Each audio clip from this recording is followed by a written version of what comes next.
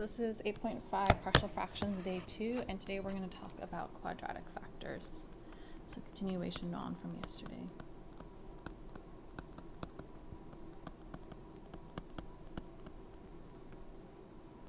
Okay. So for example, if I gave you the interval of 2x cubed minus 4x minus 8 over x squared minus x, and then x squared plus 4.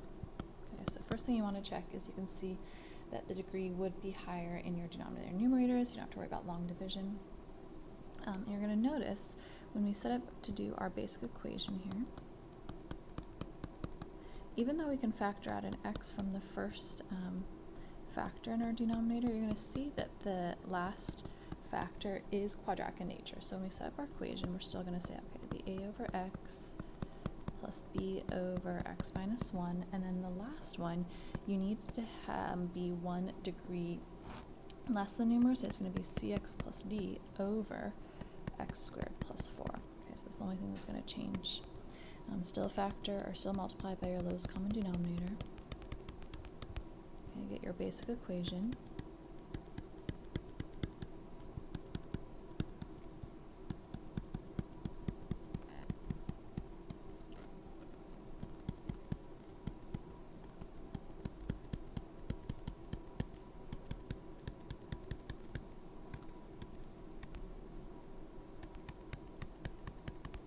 See, it's a little bit more complex this time. Alright, so let's first start out by trying to solve for a. Okay, you're going to notice it'd be really easy. We could let x equal probably just 0. So we plug in 0 for x.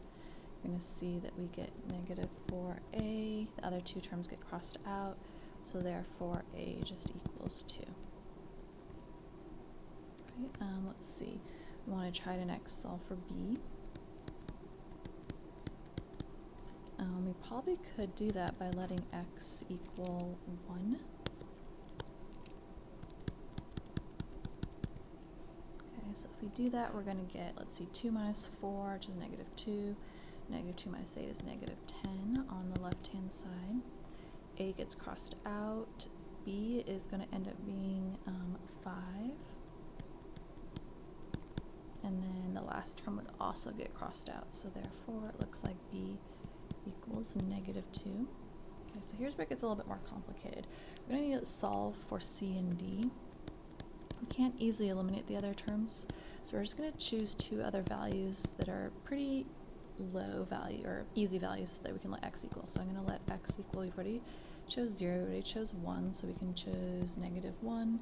And we could choose x equals 2. We're going to end up creating a system where we can go from there to figure out our two unknowns. Okay, so let's first plug in negative 1.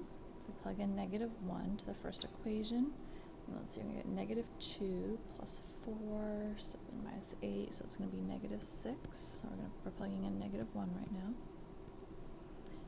I'm also going to plug in what I know for a and b. So a is 2, plug in negative 1, I get negative 3, or negative 2, excuse me. I'm just plugging this into my basic equation up here. Okay. I plug in negative 1, next I'm going to get is 5. B we know is negative 2, 1, get 5, plus if I plug in negative 1, I'm going to get negative c plus d, x is negative 1, negative 2. If I simplify this a little bit, I'm going to end up with, let's see, negative 20 plus 10 minus 2c plus 2d. Okay, simplify a little bit further.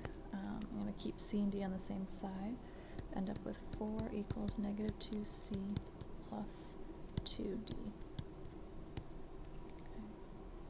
Now I'm going to let x equal 2. Use a different color so you can see what's going on. So let x equal 2. Okay. If I plug in 2 to my basic equation, I'm going to see that I'm going to get, let's see, so I'll do all the work out this time so you can see. Oops, I guess I didn't get a different color here. So x equals 2. Okay. So we're going to plug in 2 to our basic equation.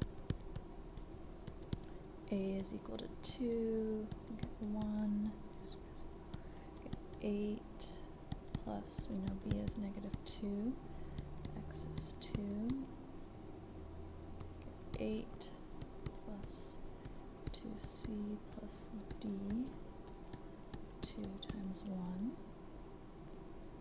Okay, if we work through it, we're going to get 2 cubed is 8, so 16 minus 8 minus 8. We get 16 minus, let's see, minus 32 plus 4C plus 2D. So we get 0 equals negative 16 plus 4C plus 2D.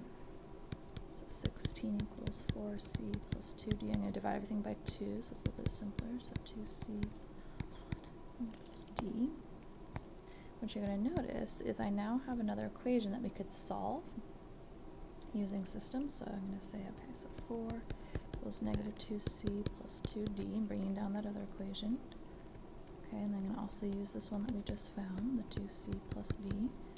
Go back to algebra 1, add them up. We get 12 equals the C's get crossed out, 3D, so D equals 4. Okay.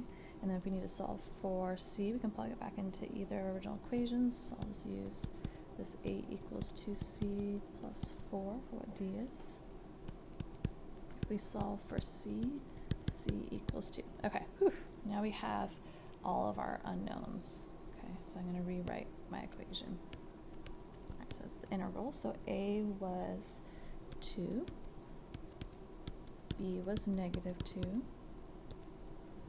And then I have C was 2, X plus 4 all over X squared plus 4. It's going to be easier if I actually split up this last term. We'll see why. Plus 4 over X squared plus 4 dx. Okay, now we can actually integrate. Here we go. So we're going to have equals 2 ln absolute value of x minus 2 ln absolute value of x minus 2. We have to use u substitution, but fortunately it works out nicely for us for this one. So it's just going to be plus ln of x squared plus 4. And then the last one, this is no longer ln, it's going to be one of our inverse trig. Hopefully you recognize it. It's going to be arctan. U is x, a is 2, and then 4 divided by, I probably should write this out, but 4 divided by 2 is just going to be 2. Okay. You can simplify a little bit, or you can just leave it in this form, which is fine. Alright, so it is a little bit more complex today. You don't have quite as many problems. Let me know if you have any questions.